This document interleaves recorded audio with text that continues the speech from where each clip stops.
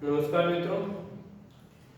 तो हम पिछली कक्षा में मृदा के बारे में अध्ययन कर रहे थे। तो कि मृदा एक पादप के लिए माध्यम के रूप में कार्य करती थी, उसके बारे में हमने अध्ययन कर लिया था।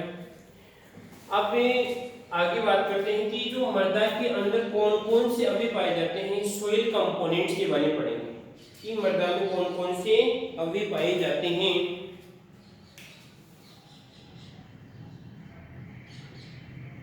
मृदा अवयव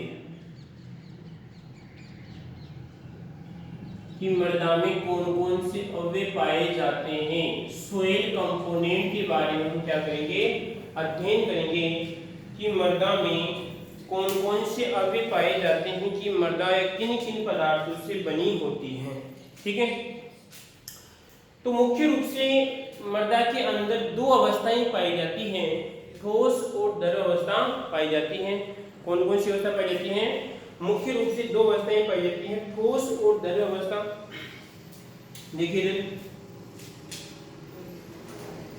दो अवस्थाओं के रूप में रहेगी, आपकी ठोस अवस्था रहेगी और आपकी ये रहेगी आपकी एक द्रव अवस्था। दो अवस्थाएं मुख्य रूप से पाई जाती हैं। ठीक है, तो ठोस अवस्था कितनी परसेंट होगी और द्रव अवस्था कितनी परसेंट होगी। ठीक है, पाए जाने में तो आपकी इसमें गैस अवस्था भी पाई जाती है कि मृदा में आपकी जो खेत के अंदर जो आपकी मृदा है, उस मृदा में कहने का मतलब आपकी गैस अवस्था भी पाई जाती है, परंतु गैस अवस्था में पोषक तत्व की मात्रा क्या होती है, ठोस और द्रव की अपेक्षा क्या होती है, कम पाई जाती है। ठीक है, तो हम इसको यहाँ पर नगण्य मान सकते हैं। अब जो ठोस अवस्था है, वो ठोस अवस्था जो पूरा द्रव और गैस उसकी अपेक्षा कितनी होती है, 50% पाई जाती है, और जब ये कितनी होती है, 50% पाई जाती है, जो भी हम और अध्ययन करेंगे। देखिए इसमें क्या लिखा कि मृदा अवयव में मुख्य रूप से दो अवस्थाएं पाई जाती हैं, आपकी ठोस और आपकी द्रव अवस्था। ठोस और क्या होती है, आपकी द्रव अवस्था पाई जाती है।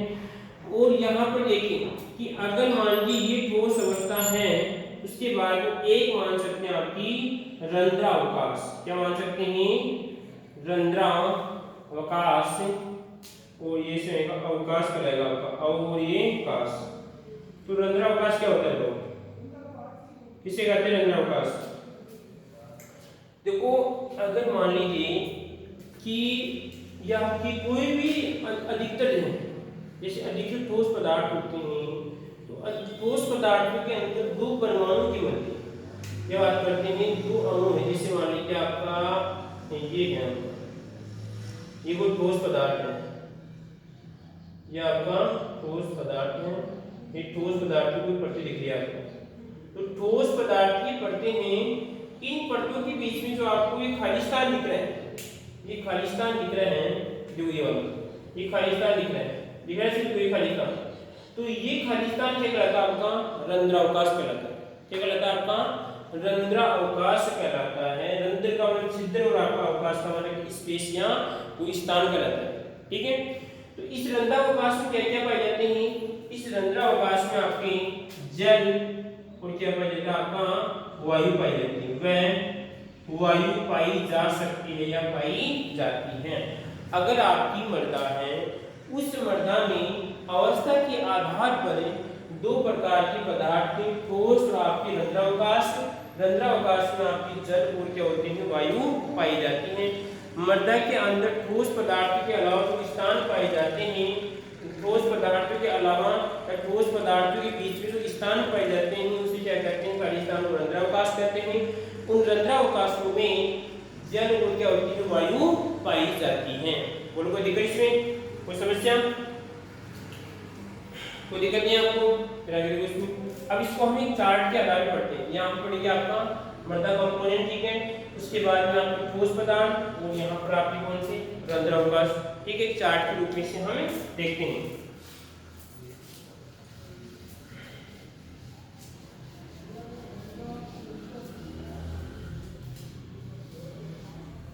देखो ध्यान से, ये आपका मृदा में इसके कितने पार्ट है? मुख्य रूप से दो पार्ट। कितने पार्ट हैं? दो पार्ट है। ये तो आएगा आपका ठोस पार्ट, कौन सा आएगा आपका? ठोस पार्ट आएगा। थोड़ा मोटा लिखिए तो पूरा आपको मोटा दिखेगा। जब मैं मोटा लिखूंगा जब आपको मोटा दिखेगा। ऐसा तो आपकी कोई आपके मोबाइल में इस प्रकार कुछ है नहीं कि आप इसे मोटा करके देख सकते हैं। ठीक है, तो आपका आएगा ठोस और यहाँ पर आएगा आपका रंध्रावकाश। रंध्रा और ये अगर नहीं यहाँ पर रंध्रावकाश आएगा अवकाश, रंध्रावकाश। ठीक है, कोई इतना बड़ा पेड़ या कोई भी पदार्थ है, उस पदार्थ में अगर कोई भी अणु निकल जाता है तो उसका स्थान जो स्पेस कहलाएगा वो रंध्रावकाश के रूप में माना जाता है। ठीक है, अब ये ठोस पदार्थ है 50% क्या होते हैं ये आपके ये पाए जाते हैं। अगर देखिए अगर आपकी मृदा अवयव की बात करें, मृदा अवयव कितना आपका अगर मान लीजिए 10 किलो है तो 10 किलो में से 5 किलो का आपका ठोस पदार्थ होगा उसमें। अगर कोई मृदा आपकी 10 किलोग्राम है उसमें अगर 50% निकल के 50% क्या होगा ठोस पदार्थ होगा और 50% क्या होगा आपका रंध्रावकाश होगा। और को देखिए अब इसके दो पार्ट होते हैं रंध्रावकाश के, जो बोला था यहाँ पे आपको कि आपसे पूछे कि मृदा कंपोनेंट्स क्या होते हैं, तो आपको इस प्रकार चार्ट बनेंगे, कुछ आपको अच्छे नंबर मिलेंगे। ठीक है, जो चेक करेगा उसको भी अच्छी प्रकार से क्या आएगा समझ में आएगा। तो यहाँ पर आएगा आपका द्रव्य और यहाँ पर आएगा गैस, क्या आएगा गैस। अब देखिए कि जो रंध्रावकाश उसका 50%, इसका भी 50% क्या है द्रव्य होता है और इसका भी 50% क्या होता है आपका ये गैस पाई जाती है। उनको देखो इसमें इसका 50% ये है तो इसका 50% ये है। अर्थ समझ गए आप? नहीं समझे? अभी क्वेश्चन के दौरान मैं आपको समझाऊंगा, पहले चार्ट पूरा बना के देख लेते हैं। उसके बाद में कि इसके दो पार्ट ठोस के कितने होते हैं, दो पार्ट होते हैं। यहाँ पर आपका खनिज पदार्थ क्या होता है, आपका खनिज पदार्थ पाए जाते हैं। ये रहेगा आपका खनिज पदार्थ जो इस 50% का ठोस के 50% का लगभग होता है 45%। कितना होता है 45% पाया जाता है। आई बात समझ में? अगर ये आपका ये 50% है इसका 45% क्या होगा आपका ये पाया जाएगा। ठीक है, इसी प्रकार देखिए कि इसका 5% और इसका 5% क्या होगा, इसका कार्बनिक पदार्थ क्या होगा, कार्बनिक पदार्थ होगा। ये रहेगा आपका यहाँ पर कार्बनिक पदार्थ है, ये कितना का रहेगा इसमें 5%। ये 50 का देख रहा हूँ यहाँ पे कि अगर ये 50% है तो इसमें देखिए यहाँ पर इसका 45 भी होगा और उसका 5 भी होगा, तो यहाँ पर रहेगा इसका 5% ही। वैसे कितना होना चाहिए 10% होना चाहिए। कितना होना चाहिए 10% होगा, 90% आपका भी होगा। तो यहाँ पे ऑब्लिक में आप इस प्रकार ले सकते हैं, ये आएगा आपका 90% आएगा और ये आएगा आपका 10%। ठीक है, वो एक लिखने का तरीका है, इसको 100% मानते हैं, इसको 100% मानते हैं तो यहाँ पे आएगा आपका 90 आएगा और यहाँ पे कितना आएगा आपका 10% आएगा। बोल को देखिए इसमें तो इसको मिटा लो आप, ये कनेक्शन हो गया। अभी आपको समझाऊंगा, उस समय आप अच्छी तरह आपको क्या हो जाएगा क्लियर हो जाएगा। ठीक है, उसके बाद देखिए कि इसके दो पार्ट, इसके कितने पार्ट होते हैं, दो पार्ट होते हैं। एक होता है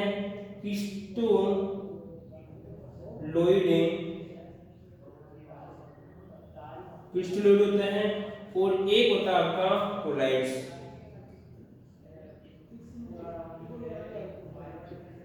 कोलाइड्स होते हैं, क्या होता है आपका कोलाइड्स, ये दो होते हैं। ठीक है, कोई देखिए इसमें इसके दो पार्ट और इसके भी कितने थे दो पार्ट। इसके भी कार्बनिक पदार्थ हैं जो आपका ऑर्गेनिक मैटर है, इसके भी कितने पार्ट होते हैं दो पार्ट होते हैं। तो दो पार्ट नीचे आपका एक इसको ह्यूमस क्या कहते हैं आपका, और एक रहेगा ह्यूमस और ये रहेगा ह्यूमस की बात करेंगे आपका इस प्रकार। ह्यूमस वह मृत कार्बनिक पदार्थ, वह मृत कार्बनिक पदार्थ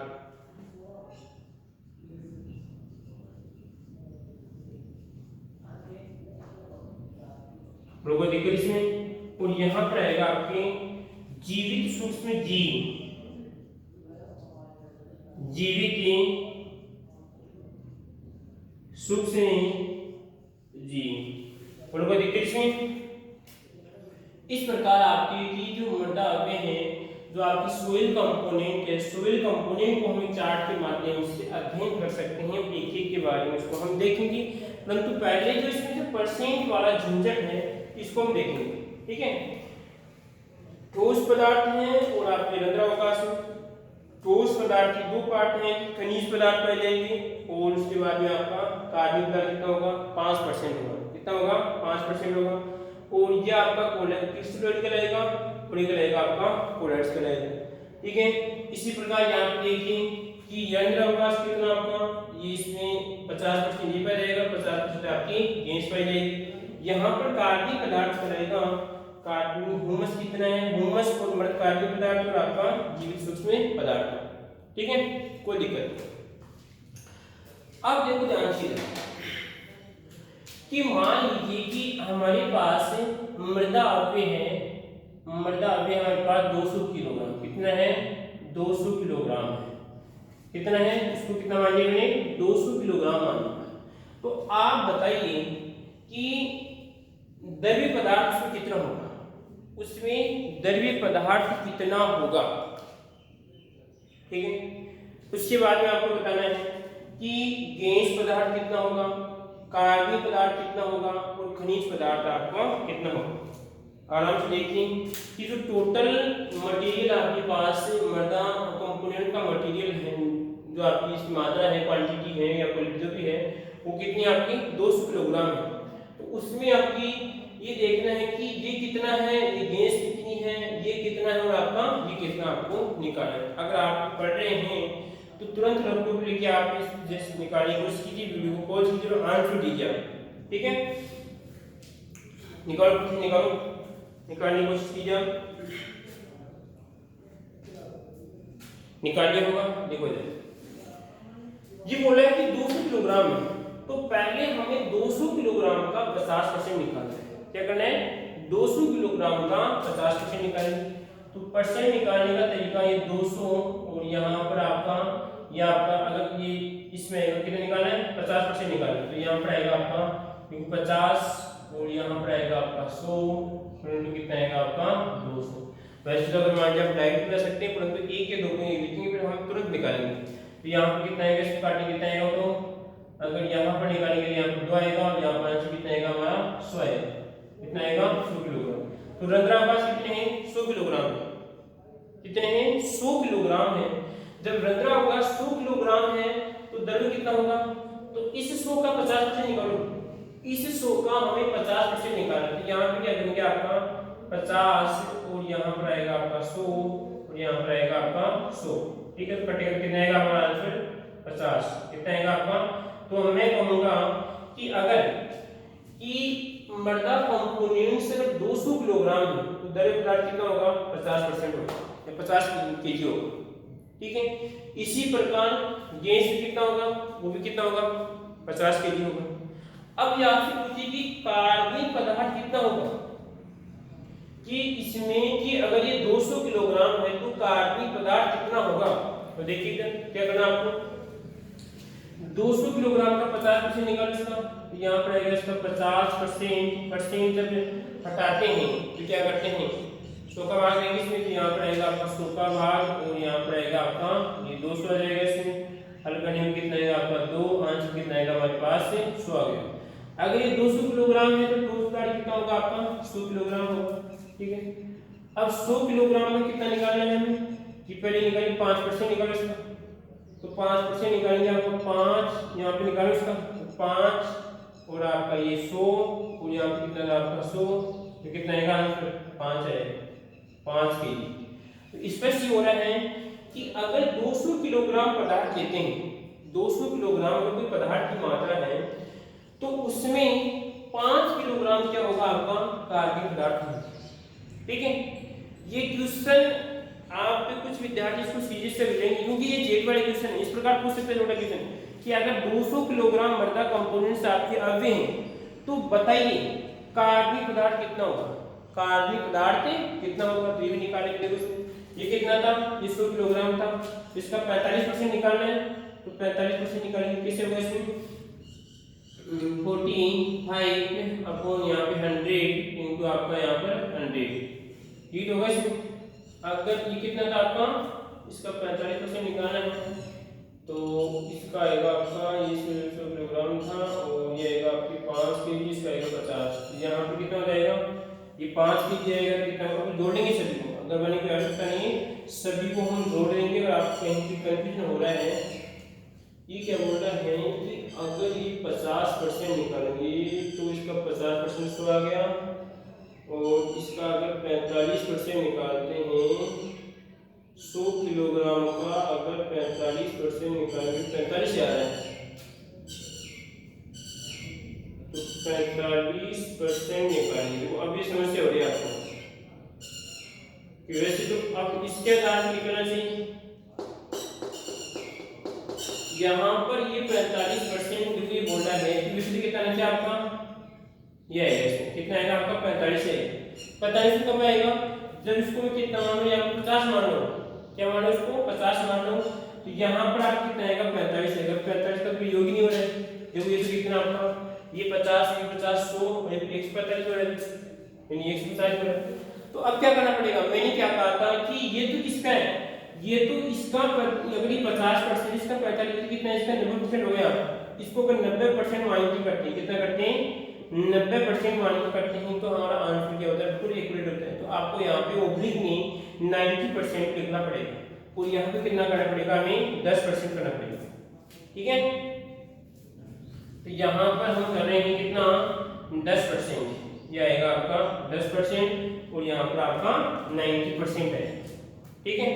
और ये कह रहा है कि हमें इस 50 का निकालना है, इस 50 का इसकी आधी मात्रा का निकालेंगे, इसका निकालेंगे, इसकी आधी मात्रा का निकालेंगे, कि तो आधी मात्रा कितना आएगा इसका 45%, 45 आएगा, तो यहाँ पे ठीक है, तो 45 5 कितने 50 में की समस्या हो रही है, तो इसका 90% निकालो।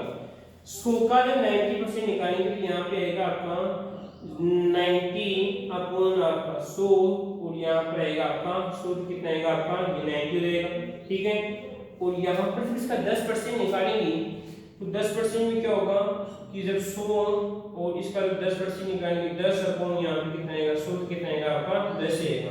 तो सभी को जोड़ लीजिए आप, देखो ये कितना था आपका 90 प्लस ये कितना था आपका 10, और ये कितना था आपका 50, और ये कितना था आपका ये 50, तो टोटल कितना हो रहा है इसमें, टोटल हो रहा है आपके 200 है। और कोई दिक्कत इसमें, इस प्रकार आप निकाल सकते हैं, आपको कोई दिक्कत नहीं है। कितना मान रखना पड़ेगा, ये बोलना है ये तो 5% कब बता रहा है, ये 5% तो कब बता रहा है कि देखो इसमें अगर इनकी बात करता हूँ, इस लाइन की बात करता हूँ, आई बात समझ, इस लाइन की बात करें उसमें क्या आएगा आपका 45 आएगा, कितना आएगा आपका 5 आएगा कि 50 आएगा, ये तो इसको छोड़िए, आप सेंटर को छोड़िए, समझ नहीं आ रहा, ठीक है।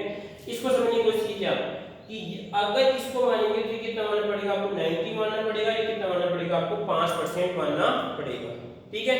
कोई दिक्कत इसमें, कोई समस्या है, ठीक है। आगे हम जो भी हैं आगे नेक्स्ट कक्षा में हम देखेंगे, ठीक है।